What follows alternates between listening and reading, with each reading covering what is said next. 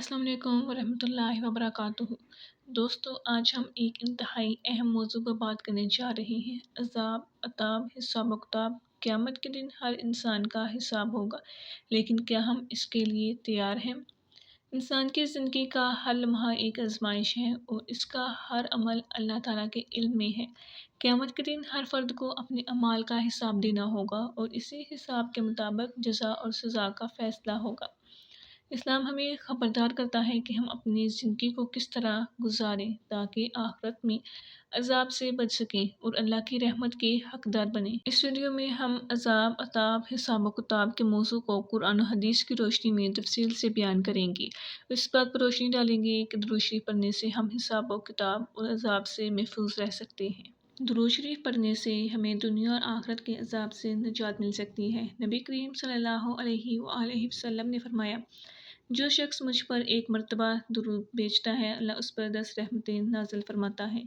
یہ درود شریف نہ صرف ہماری مغفرت کا ذریعہ ہے بلکہ ہمیں قیامت کے دن کے سخت عذاب سے بھی بچا سکتا ہے اور اس آگ سے ڈرو جو کافروں کے لیے تیار کی گئی ہے۔ اللہم صلی علی محمد کلما ذکرہ الذاکرون وصلی علی محمد کلما غفل عن ذکرہ الغافلون۔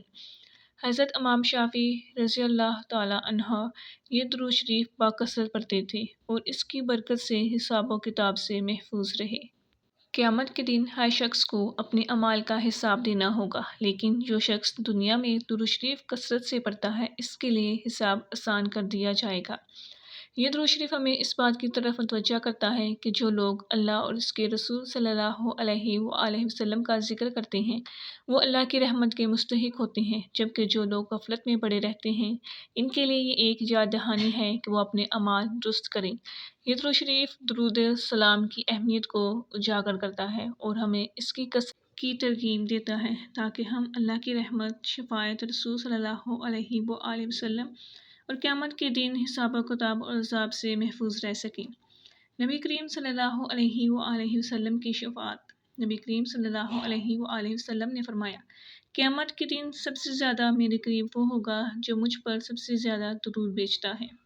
یہ حدیث ہمیں اس بات کی تلقین کرتی ہے کہ زیادہ سے زیادہ درود شریف پڑھنے سے ہم نبی کریم صلی اللہ علیہ وآلہ وسلم کی شفاعت کے مستحق بن سکتے ہیں اور اس طرح ہمیں عذاب اور سخت حساب و کتاب سے محفوظ رکھا جا سکتا ہے۔